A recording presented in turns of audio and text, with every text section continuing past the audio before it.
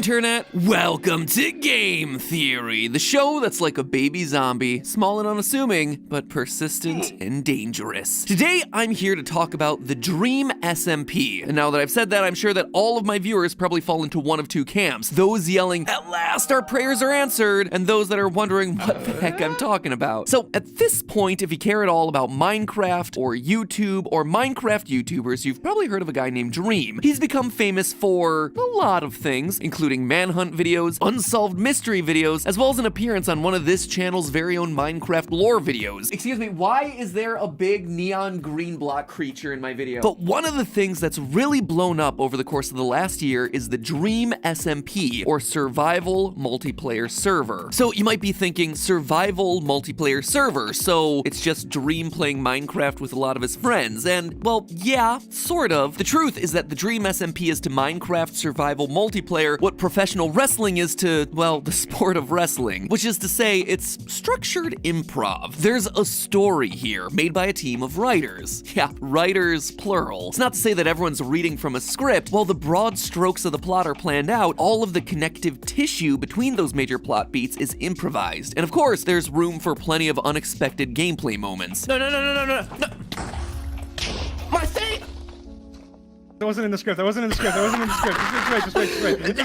the script. Ladies and gentlemen, in the world of professional wrestling, that is what we call a shoot, or a moment in professional wrestling that's unplanned, unscripted, or just an actual real-life occurrence. Am I ruining this for anyone in the audience? We all know that professional wrestling is scripted, right? Trying to summarize the timeline of the Dream SMP is like trying to summarize the timeline of the 20th century. If I tried to start, I'd have to cover the birth of a nation in no fewer than 4 separate wars. And that's not me making a joke or trying to make an analogy here. A lot of the story here is political in nature, with the ongoing narrative being one of a nation in turmoil, with warring political factions trying to gain power over the populace by any means necessary. And all of it is taking place within live streams. Lots and lots of very long live streams. There have been over 30 people involved in this thing, with the narrative playing out over hundreds of hours of live streaming. Actually, just saying hundreds of hours is understating it, because totaling up all the live streams across multiple channels to see the POV of multiple participants already gives you close to 100 videos to watch, and any one of those could be upwards of 6 to 8 hours in length. It feels almost impossible to catch up with this thing too, considering how often new live streams are happening. Seriously, I feel like I have to put a disclaimer here that the script for this video is being written right before Christmas, which almost guarantees that by the time it comes out, the things I'm predicting have either been proven right or horribly wrong. At the same time, I could not talk about this thing. It was, without question, the biggest thing happening in gaming in 2020, just behind Among Us. A group of friends blowing up together on Twitch because they're using Minecraft to create an ongoing improv narrative is incredible and absolutely worthy of attention. Plus, I was getting a lot of requests on Twitter to do a theory about this, and I didn't want to ignore you guys. At MattPatGT, by the way. Plus, I'm a musical theater nerd. I hear a Hamilton reference, I like it. I practice law. Wilbur. Work next door. Even though we started at the very same time, Tommy Innit began to climb. How to account for his rise to the top. Man, the Hamilton references are non-stop. And since we are on the subject of Hamilton the musical actually provides a really good framework for how to approach telling a story with the scope of everything that's happening in the Dream SMP. Much like Hamilton took a series of history-defining events spanning several decades and condensed it down into a 3-hour musical character study, this theory is going to be taking a series of events spanning several months of 6+ hour long live streams and condense it down into, well, something kind of resembling a character study centering on one specific hero. And spoilers for those of you who don't know the ending of Hamilton, but this story also ends in tragedy. In short, today's video is all about who history has had its eyes on and who you should have your eyes on going forward in the Dream SMP. And spoiler alert, he's already dead. And with that intro, allow me to tell you the tragic tale of the rise and fall of a tyrant and why he might be poised to rise once again, this time from beyond the grave. For a bit of background, there are several major factions that exist within the Dream SMP, the largest of which is, confusingly enough, named Dream SMP. For the sake of clarity, most have taken to referring to this faction as the Greater Dream SMP, and I'm gonna follow their lead. It's the closest thing to being a neutral faction, almost a sort of default faction for the characters who haven't split off to do their own thing. As you might guess, it's led by its founder, Dream. Dream also gets executive veto over who's allowed in the server, server. For instance, back in July, when Jay Schlatt joined the server for the first time, he was banned very shortly after, since Dream didn't know him. When it's your party, you get to decide who's on the guest list, I suppose. The first major faction to declare its independence from the greater Dream SMP was L'Manberg, back in late July, with the war for independence between L'Manberg and the Dream Team faction finally settling in early August. L'Manberg started as an autocratic nation-state with self-appointed dictator,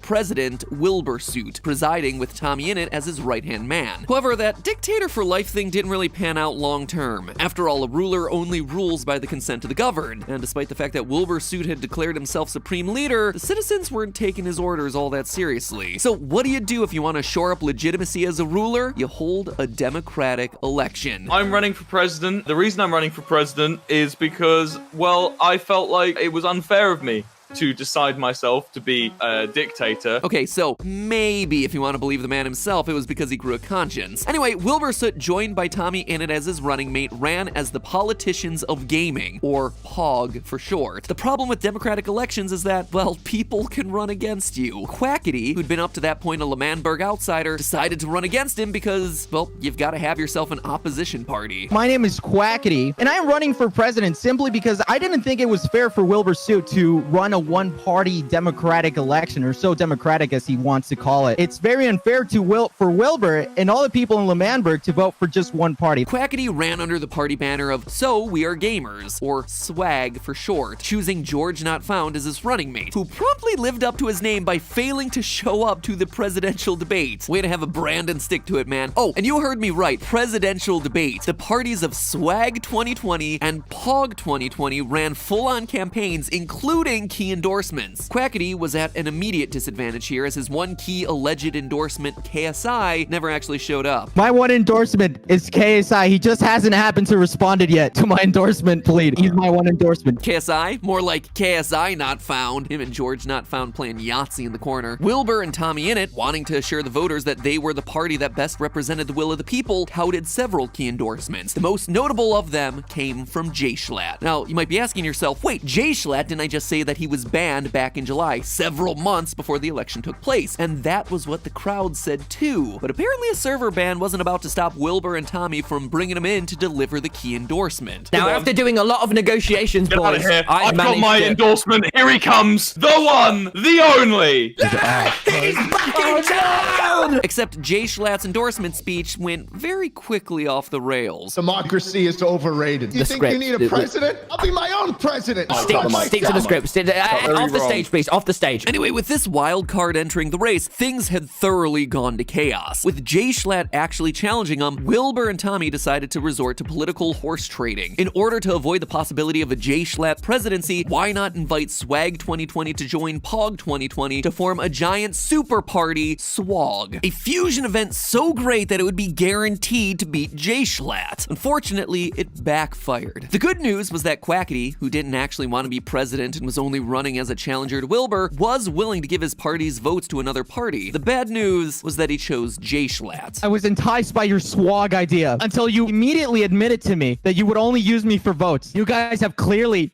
been trying to use me this entire time. So it's Schlatt 2020. It's the kind of thing that makes you think maybe from the start that this was all a ruse by Jay Schlatt, promising to endorse POG 2020 only to get himself unbanned and then enter the fray and take over for himself. The man over here is executing some epic big brain maneuvers. In the end, POG 2020 won 45% of the vote, SWAG 2020 won 30% of the vote, Jay Schlatt won 16% of the vote. With SWAG giving its votes to Jay Schlatt wins the election with a combined total of 46%, barely beating out POG's 45%. And that is where the reign of terror begins. Jay Schlatt, having effectively hijacked the democratic process, decided that it was time to run the old party out of town. My first decree as the president of L'Manberg, the emperor of this great country, is to revoke the citizenship of Wilbursuit and Tommy Innit. Get him out of here. Wilbur Soot and Tommy Innit were exiled. The POG 2020 campaign was no more, but it lived on in spirit within the nation of Pogtopia, building their own secret base of operations and working with a few members of the administration who managed to avoid exile. That's right, they had a spy on the inside of Jay Schlatt's operation, and that spy's name was Tubbo. Despite winning the election, Jay Schlatt wasn't really winning over the people. You know, calling democracy a lie, immediately exiling half the population, ain't gonna win you too many friends. So to get a few popularity points, he began planning the Manberg Festival as a celebration of democracy, with Tubbo to plan the events and deliver the keynote speech. Tubbo and the old guard seized the opportunity to upstage the festival by placing TNT under the event stage. All Tubbo had to do was to give his speech and run away before the TNT went off, but Jay Schlatt had other plans. Our people have been beaten down by royals and dictators for so long, now we are finally free.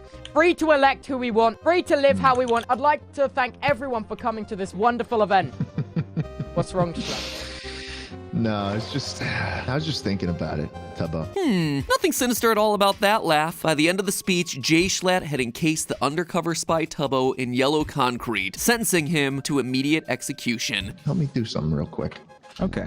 Schlatt, what are you, Yeah. Schlatt, what are you doing? Tubbo, Yeah? I know what you've been up to. Actually, With the tyrants that we kicked out of this server, that we kicked out of this great country. Do you know what happens to traitors, Tubbo? Tubbo was sentenced to death by rocket launcher, with Tubbo's ally Technoblade being the one to serve as executioner. There was a little accidental collateral damage, with Jay Schlatt also dying in the explosion, but don't worry, he got better. Across all of these events, one thing should be painfully clear. Jay Schlatt is, in D&D terms, totally lawful evil. Wilbur Soot, not the character, but the out-of-character writer, who's the closest thing we have to a creative authority for this chapter of the SMP, confirmed in a Reddit post, quote, Schlatt is very lawful evil. Schlatt follows one creed. I was elected fairly. I will rule until I lose the next election. He uses this power malevolently to assert dominance and punish rebellious factions. Emphasis on punishment. Schlatt isn't very concerned with keeping order or even maintaining justice. His priority is delivering suffering and pain to those he sees as deserving it under the law. Now, after this failed attempt at insurgency, it was only inevitable that Jay Schlatt's Manberg would go to war with Pogtopia, with Jay Schlatt's reign of terror coming to an end in the most anticlimactic way possible, running away from the fighting, stumbling into the hot dog van that originally served as the nexus for Wilbur Soot and Tommy Innit's drug empire, getting drunk and experiencing what appeared to be a stroke or a heart attack. Anybody smell toast? For those of you who don't know, smelling toast is actually a classic symptom of having a stroke. Anyway, the much beloved leader received a massive funeral, with everyone behaving with exactly the level of reverence and decorum that you'd expect them to show for Jay Schlatt. His entire body was picked apart and taken. What remains weren't taken as souvenirs, were recovered by Quackity as part of a plot of his own. I have a plan. Within my possession are all 5 of Jay Schlatt's bones. I busted that grave open and I took it. Wait,